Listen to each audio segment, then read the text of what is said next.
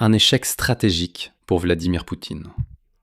C'est ainsi que les médias serbes décrivent aujourd'hui les résultats de la rencontre entre le président ukrainien Volodymyr Zelensky et le président serbe Aleksandar Vučić. Le 8 août, Volodymyr Zelensky a effectué la première visite d'un président ukrainien en Serbie depuis le début de cette guerre, un pays considéré pendant des décennies comme le plus proche allié de Moscou dans les Balkans. Et voilà que le journal suisse NZZ a qualifié cela de violation d'un tabou politique et d'échec stratégique pour Vladimir Poutine. Mais ce même jour, Aleksandar Vučić a publiquement démenti que la coopération militaire avec l'Ukraine ait été discutée lors de sa rencontre avec Volodymyr Zelensky. Il s'est empressé de faire marche arrière. D'où l'importance d'être prudent dans l'évaluation, car Aleksandar Vučić peut banaliser la situation et utiliser la visite de Volodymyr Zelensky à son propre avantage sur fond de graves crises politiques en Serbie même. Dans cet épisode, nous allons analyser ce qui s'est réellement passé et, surtout, s'il est possible de parler d'un revirement de la Serbie vers l'Ukraine et l'Europe, ou si Belgrade ne fait que poursuivre une fois de plus son double jeu de longue date. D'un autre côté, sur fond de nouvelles selon lesquelles la Turquie a commencé à vendre des missiles ATACMS à l'Ukraine, comme nous l'avons mentionné dans l'épisode précédent, il convient de rappeler qu'auparavant, Aleksandar Vučić avait confirmé que Belgrade vendait effectivement des armes à ses partenaires occidentaux, tout en comprenant parfaitement que ces armes sont ensuite livrées à l'Ukraine. Je m'appelle Alexei Petchi, examinons ensemble les résultats de la visite de Volodymyr Zelensky en Serbie, de quoi il a parlé avec Aleksandar Vučić, et ce que tout cela signifie pour l'Ukraine et la Serbie. Mais avant de commencer, je vous demande de vous abonner à cette chaîne YouTube. Nous approchons des 300 000 abonnés, donc je vous serai reconnaissant pour chaque abonnement et chaque like.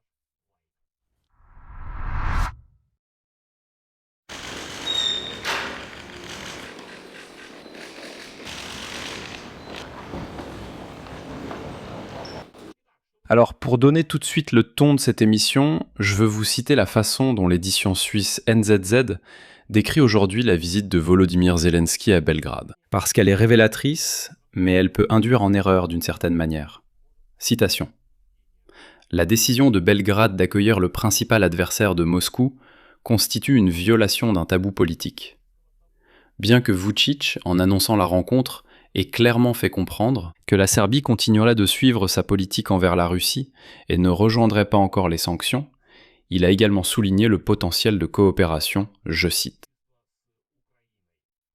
Je rappelle que, depuis le début de l'invasion russe à grande échelle de l'Ukraine, la Serbie tente de trouver un équilibre entre Moscou et l'Occident. Belgrade reconnaît l'intégrité territoriale de l'Ukraine, mais ne s'est toutefois pas joint aux sanctions de l'Union européenne contre la Russie. Mais derrière toute la façade des bonnes intentions envers l'Ukraine, Aleksandar Vučić a son propre mobile, d'ailleurs pas vraiment caché. Montrer à son peuple, ou plus précisément à une partie de son électorat, sa volonté de dialoguer avec l'Occident et même avec l'Ukraine. Aleksandar Vučić doit rapidement montrer qu'il est soi-disant sur la même ligne que l'Union européenne, sans pour autant devenir ouvertement pro-ukrainien. En fait, la Serbie est officiellement candidate à l'adhésion à l'Union européenne depuis 2012, alors que l'Ukraine n'a obtenu ce statut que 10 ans plus tard, mais a dépassé la Serbie en termes de rythme des réformes. Les négociations de Belgrade pour l'adhésion à l'UE sont dans l'impasse depuis des années. Bruxelles critique la Serbie en raison de problèmes liés à l'état de droit, du manque de progrès sur la question du Kosovo et du refus de se joindre aux sanctions contre la Russie. C'est pourquoi la rencontre avec Volodymyr Zelensky pourrait être un signal adressé à l'Occident sur la volonté de la Serbie de coopérer plus étroitement. La position de l'Ukraine concernant le Kosovo est également importante. En fait, Kiev ne reconnaît pas officiellement l'indépendance de l'ancienne province serbe, et Aleksandar Vučić ne cache pas qu'il apprécie cette position de l'Ukraine. C'est un cas assez rare, où les intérêts des deux pays coïncident directement.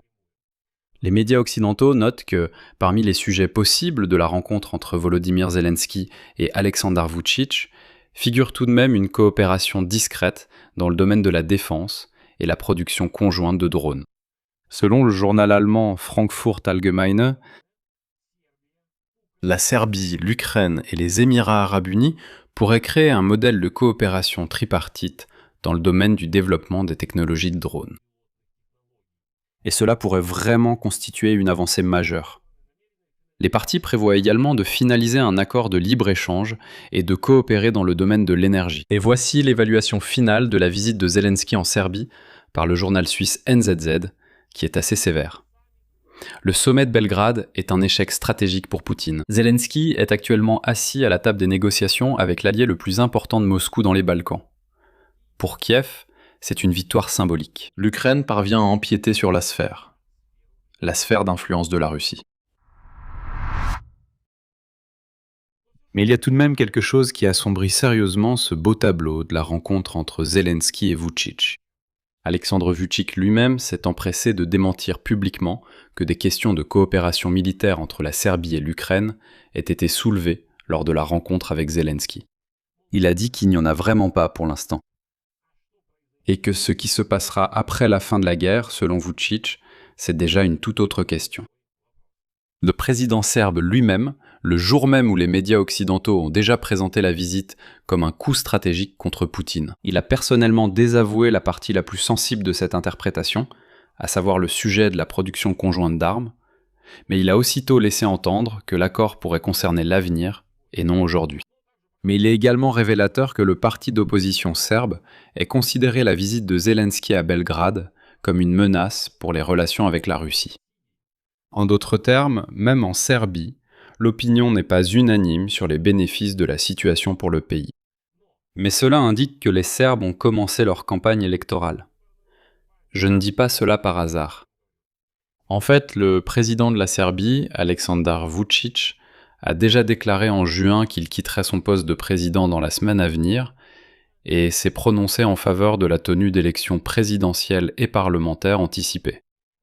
Cette déclaration a alors été faite sur fond de manifestations étudiantes massives qui durent depuis plus d'1 an et demi dans tout le pays. Mais le fait est que, même si Vučić ne part pas de lui-même, son deuxième et dernier mandat présidentiel prendra de toute façon fin au printemps 2027. Il n'est donc pas exclu que la visite de Zelensky puisse être utilisée par le parti de Vučić à des fins de propagande électorale, en affirmant que leur parti est prêt à s'aligner sur la politique de Bruxelles. Mais cela ne veut pas dire que Vučić ira au-delà de la rhétorique habituelle, mais nous en discuterons un peu plus tard. Parlons maintenant de ce que Vučić a dit directement au sujet de la guerre elle-même. Et cela non plus ne ressemble pas à la rhétorique d'une partie qui aurait complètement pris le parti de l'Ukraine. Après avoir rencontré Zelensky, Vučić a dit ne pas voir de solution à une fin rapide de la guerre russe contre l'Ukraine. Il a souligné que la Serbie et la communauté internationale aspirent à la paix, mais lui-même n'est pas certain d'une fin prochaine du conflit. Et un autre hiver difficile pourrait encore arriver. Tant pour les Ukrainiens que pour les autres pays du monde, cela fait écho à ses déclarations antérieures, d'ailleurs bien plus inquiétantes. Car auparavant, Vučić avait déclaré qu'il serait difficile d'empêcher une troisième guerre mondiale. Et elle a peut-être déjà effectivement commencé à cause de la lutte mondiale pour les ressources. Il a souligné que la Russie avait peu de chances de gagner la guerre contre l'Ukraine. Mais elle ne peut pas non plus la perdre. Car un État doté de l'arme nucléaire, il est impossible de le vaincre par la voie militaire. Vučić a également mis en garde contre le risque d'utilisation d'armes nucléaires tactiques dans les conflits régionaux. Et il a noté que de nombreux pays cherchent simplement à gagner du temps en se préparant à des affrontements de plus grande ampleur. Et remarquez bien le cadre même de ces déclarations de Vučić. Ce n'est ni pro-ukrainien ni pro-russe. C'est un discours franchement neutre, fataliste, un langage d'une personne qui essaie de ne prendre parti pour personne. Mais il lui devient de plus en plus dur de ménager les deux camps. Mais il est également important de se rappeler que les liens de Vučić avec Poutine n'ont pas disparu non plus. Je rappelle qu'en mai de cette année, moins de 3 mois avant la visite de Zelensky, Vučić a transmis à Vladimir Poutine une lettre de félicitations à l'occasion de la Journée de la Victoire du 9 mai. Par l'intermédiaire de l'ambassadeur russe, il racontait qu'il est impossible de vaincre le soldat russe. Merci à l'armée rouge. Et ainsi de suite. Et auparavant, il avait publiquement déclaré qu'imposer des sanctions contre la Russie signifiait, je cite, « trahir l'âme de son peuple ». C'est une formulation, une tournure qu'il est difficile d'associer à l'image d'un dirigeant qui, vous savez, tourne le dos à Poutine et fait face à Zelensky et à l'Occident. Il faut aussi rester précis et éviter l'excès inverse, en ne réduisant pas la Serbie à une simple marionnette de Moscou.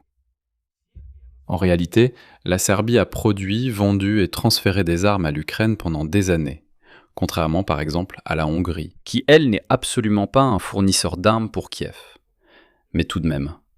La Serbie a essayé pendant un certain temps de jouer un double jeu, prétendant n'être ni avec Moscou, ni avec Bruxelles.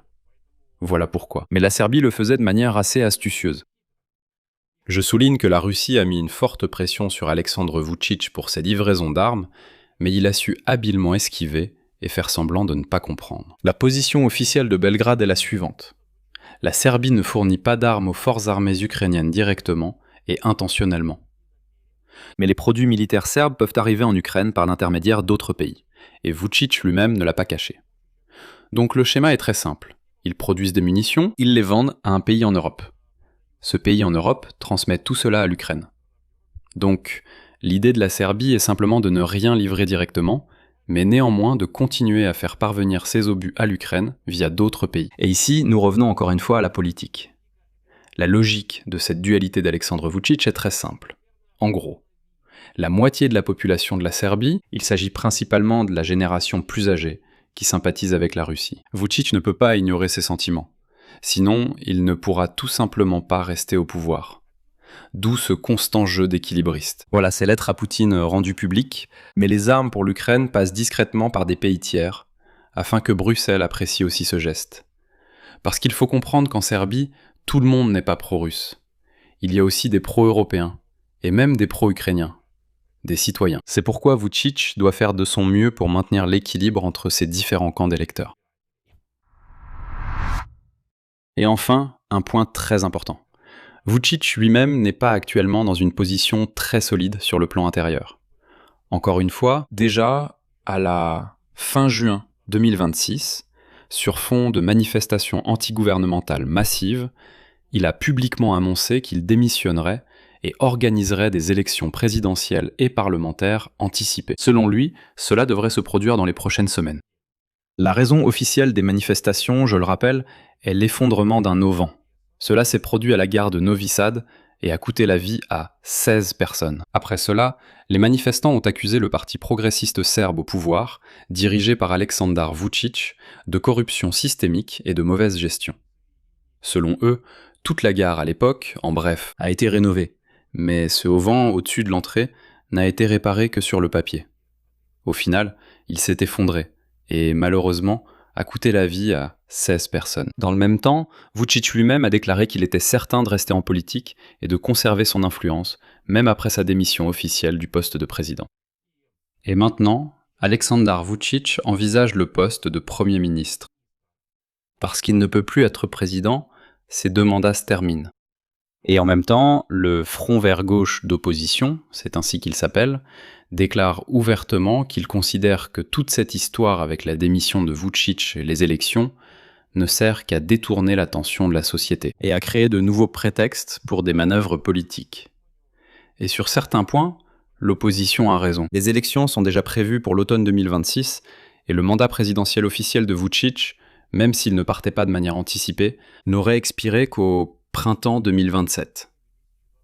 En somme, dans tous les cas, il ne lui reste plus très longtemps au pouvoir. Et c'est là qu'une conclusion tout à fait logique s'impose. Il semble que la rencontre avec Zelensky profite avant tout à Vučić lui-même. Justement au moment où sa situation politique à l'intérieur du pays est très précaire. Un geste symbolique de rapprochement avec l'Occident et avec l'Ukraine. C'est une façon de montrer à Bruxelles et à ses propres électeurs, qui sont tournés vers l'intégration européenne et non vers la Russie, que la Serbie sous Vučić avance dans la bonne direction, tout en ne sacrifiant pas les liens réels avec Moscou, qu'il a démonstrativement confirmé le même jour, en démentant la coopération militaire et en évoquant l'invincibilité de la puissance nucléaire qu'est la Russie. Autrement dit, la rencontre entre Vučić et Zelensky est symbolique, et je dirais un geste soigneusement dosé. Oui, c'est la première visite du président ukrainien depuis le début de la guerre. Il s'agit de discussions sur le commerce, l'énergie et même la production potentielle de drones à l'avenir. Mais il n'y a aucun progrès sur la question principale. Les sanctions contre la Russie, que Belgrade n'impose toujours pas et, à en juger par la rhétorique de Vučić, ne prévoit pas de le faire. C'est pourquoi, à la fin de ce reportage, je dirai ceci. La rencontre avec Zelensky est avant tout un geste destiné à améliorer l'image d'Aleksandar Vučić auprès de Bruxelles et de ses propres électeurs. Et non le début d'une véritable réorientation géopolitique de la Serbie. Je vais m'arrêter là. Donnez votre avis et vos conclusions dans les commentaires sous cette vidéo, abonnez-vous à la chaîne, activez la cloche et n'oubliez pas de mettre un like. C'est tout pour aujourd'hui. Prenez soin de vous. À bientôt à tous.